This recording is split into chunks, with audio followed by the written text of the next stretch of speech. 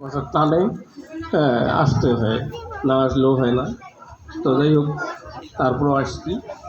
তো আমি দু একটি কথা বলতে চাই। এখানে নির্বাচনের কথাই আসলে, সামনে যখন নির্বাচন, তো নির্বাচন নিয়েই দুটি কথা না বললে হয় না। আমরা একটা দলের প্রতিনিধিত্ব করি, আমাদের দলটা সম্পর্কে ইতিমধ্যে আপনারা ধারণা পেয়েছেন। তো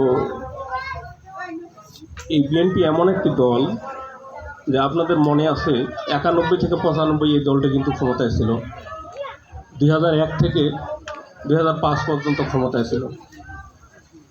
এর মধ্যে বিএনপি পরপর 3টা নির্বাচনে বিজয়ী হয়ে এদেশের রাষ্ট্র ক্ষমতায় থেকে সাধারণ মানুষের সঙ্গে মিশে কাজ করেছে।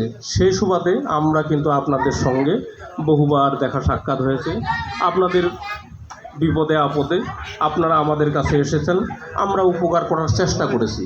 হয়তো সব ক্ষেত্রে পারি নাই, কিন্তু আমার মনে হয় যে আমাদের নেতৃবৃন্দ দিয়ে আপনাদের কোনো প্রকার ক্ষতি আমরা করিনি কখনো, এটা কেউ বলতে পারবে না।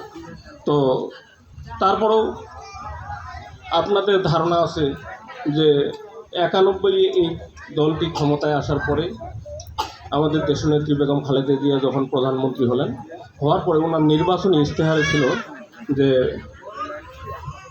এদেশের গরিব মেহনতি মানুষ, যারা খেটে খাওয়া মানুষ, যারা অল্প পরিমাণে লোন করেছে সেই লোন তিনি মওকুফ করবেন। এটা কিন্তু নির্বাচনের ইশতেহার। সেটা দেখা গেল যে নির্বাচন হওয়ার পরে উনি যখন প্রধানমন্ত্রী হওয়ার পরে 5,000 টাকার ঋণটাই মওকুফ। আপনি 5,000 টাকা নিছেন, আপনাদের নিশ্চয়ই মনে আছে যে 5,000 টাকা ঋণটা মওকুফ করে দিছে। এখন 10,000 টাকা পর্যন্ত ইন্টারেস্টটা, সুদটা মওকুফ করে দিছে, এবং 25 বিঘা পর্যন্ত খাজনাটা মওকুফ করে দিছে। এটা আপনাদের মনে আছে। এটাই হলো বিএনপি। তো আমরা এটুকু আশা রাখি যে এই যে বিএনপি বারবার কিন্তু মানুষের কাজ করে গেছে, সামনের দিনে যদি রাষ্ট্র ক্ষমতায় বিএনপি আসতে পারে, নিশ্চয়ই আমাদের যে ভারপ্রাপ্ত চেয়ারম্যান তারেক রহমান, যিনি বর্তমানে লন্ডনে অবস্থান করতেছেন, তিনি কিন্তু সেখান থেকে 31 দফার একটা দিছে আর কি, সংস্কার দিছে। সেই সংস্কারের মধ্যে কিন্তু আছে যে 1 বছরের মধ্যে যদি বিএনপি ক্ষমতায় আসতে পারে, 1 বছরের মধ্যে 1 কোটি ছেলেমেয়ের চাকরির ব্যবস্থা করবে।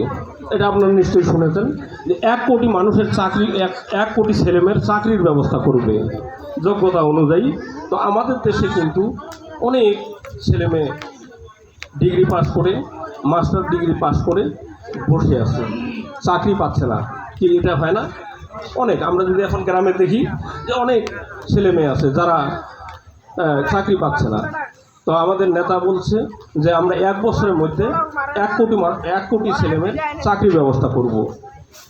তো আমাদের নেতা এটুকু উপলব্ধি করছে যে একটা পরিবার যদি সচ্ছলভাবে চলতে পারে তাহলে দেশের উন্নয়ন হবে। যতক্ষণ পর্যন্ত পরিবারটাকে আমরা ধরতে না পারবো, যতক্ষণ পর্যন্ত ওই গ্রামের অবস্থাটা আমরা বুঝতে না পারবো, ততক্ষণ পর্যন্ত দেশের উন্নয়ন কিন্তু হবে না।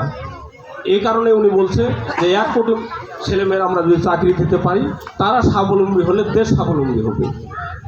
তো এর পাশাপাশি আরও অনেক, আরও 30টা সংস্কার ব্যবস্থা উনি ঘোষণা দিয়েছেন, যেগুলো প্রত্যেকটাই সাধারণ মানুষের জন্য, উপকারের জন্য তিনি কিন্তু বলেছেন। তো এজন্যই আমি ফ্যামিলি কার্ড হবে, যে ফ্যামিলি কার্ড একটা মানুষের যে উপকারে আসবে, সেটা হচ্ছে যে এই ফ্যামিলি কার্ডটা দিয়ে সে সকল প্রকার সুযোগ সুবিধা পাবে, সে সকল প্রকার সুযোগ সুবিধা পাবে, সে রেশন পাবে, সে সেখান থেকে। আমাদের কিন্তু তারেক রহমানের আরেকটা আছে, সেটা হলো যে রেশন ব্যবস্থা। যেমন রিটায়ার্ড করার পরে মানুষ রেশনিং ব্যবস্থা, যেমন একটা মানুষ 60 বছর পার হওয়ার পরে যখন কর্মক্ষম হয়ে যায়, তখন ওই মানুষটাকে যাতে সরকার যাতে কিছু উপকার করতে পারে, সেই ব্যবস্থাটাও কিন্তু আমাদের নেতা তারেক রহমান কিন্তু সেটা কিন্তু উপলব্ধি করেছে, এবং ওই মানুষটাকে কিভাবে সহযোগিতা করা যায় সেই ব্যবস্থাটা কিন্তু উনি করার অঙ্গীকার করেছে। তো এই কারণে আমি আপনাদের অনুরোধ করব, আপনারা আসেন, আপনাদের পাশে আমরা অতীতে যেভাবে ছিলাম সামনের দিনেও ইনশাল্লাহ ঠিক একইভাবে আপনাদের সঙ্গে থেকে আপনাদের কাজের কামে আমরা থাকবো, এইটুকু আমি কথা দিচ্ছি। তো এখানে এই যে